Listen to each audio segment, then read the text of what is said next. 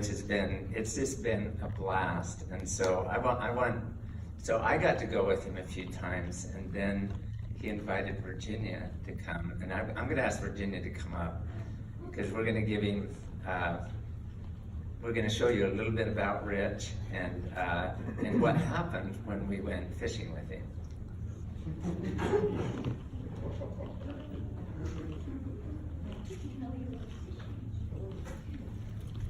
There's no truth in any of this.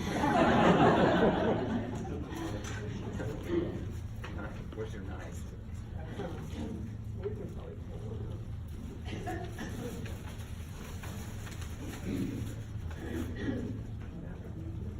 I just pulled it into a big knot.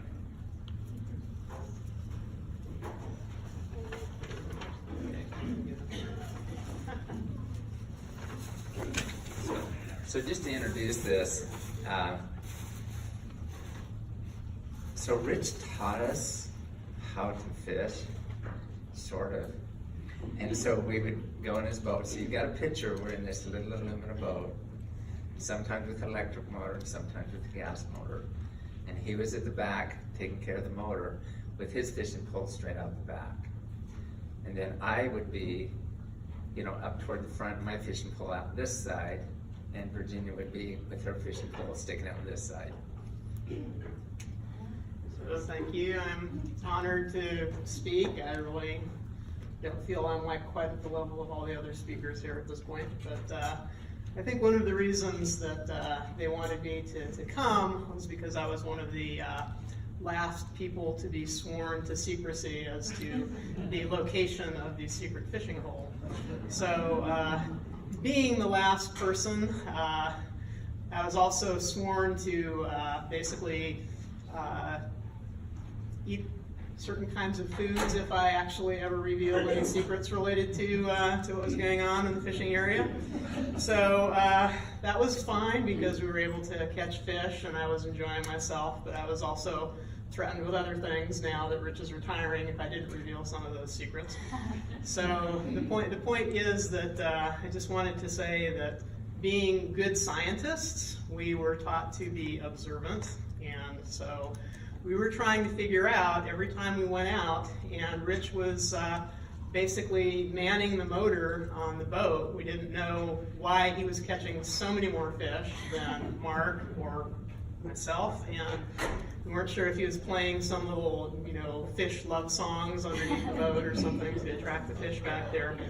But we did notice that every time that we went up to fish, we would always have to stop somewhere, and Rich would pick up a particular item. And so we're thinking, we don't absolutely know, more research would have to be done in this area, but we suspect that we have found out the secret to Rich's success in fishing. And so everywhere we went, we would have to pick up a particular item, which we have lots of, so we're going to give away your secret right now, which are donuts, okay? So we figured particularly he would go after the ones that were coconut coated. So we're not sure if it's the coconut or the donut, and we're hoping to get some research projects and funding to find out which of those it's going to be. But it was absolutely a magnificent thing to go out with Rich and see him in his more wild side, if you will, being wildlife. Okay, I'm not going to say we got wild out there. But the point is that we all feel so honored. I know in talking with Rich, actually he got us up to 3 points above Alabama. And the concern that I have had is that we are going to be potentially losing a voice for this, but having seen that Rich is working again on op-ed pieces, he has done more for Utah than practically anyone, because every secondary ed student that I run into could easily go off to medical school or dental school. They are that good.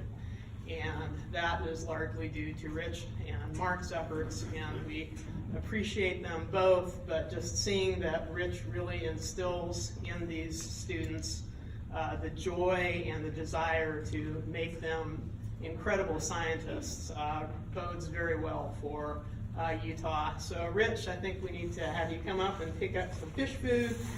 And there is a little card in there for you from the department as well. Thank you.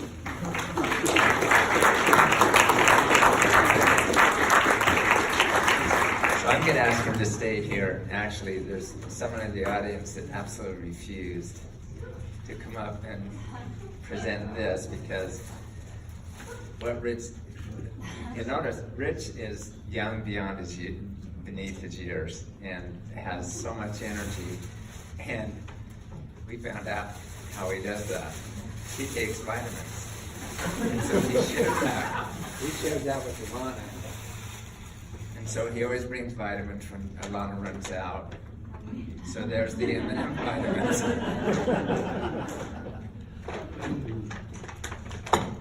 And 2 different kinds of popcorn vitamins, which he always brings when he knows that Alana needs a little boost up. And so, and Rich has been so conscientious in that way, and he literally is very, very sensitive to how people are doing. And if they're not doing so good, he always does something to try to cut it out. So for the next 30 years of fishing, here's your vitamins. Thank you, Mark.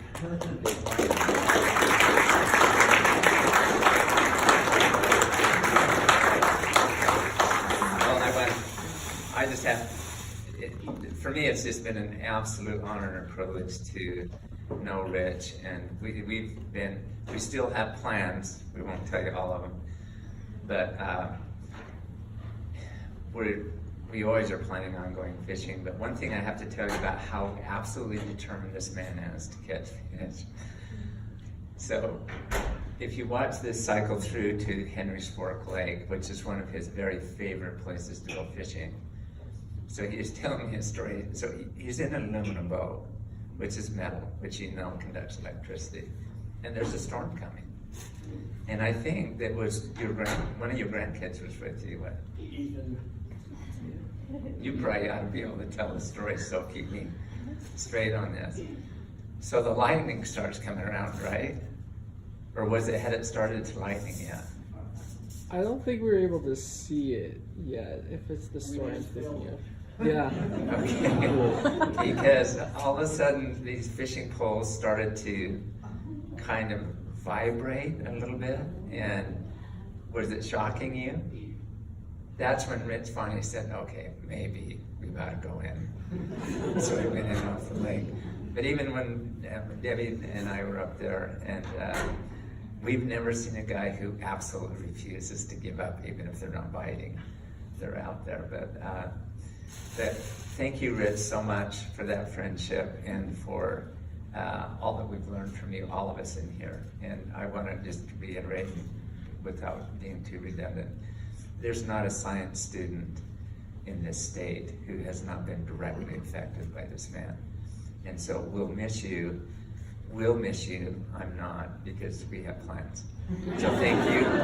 And thank you for coming and sharing this time with Thomas. If there's anything any of you would like to say, please feel free to come up. And don't leave the food. Okay, thank you.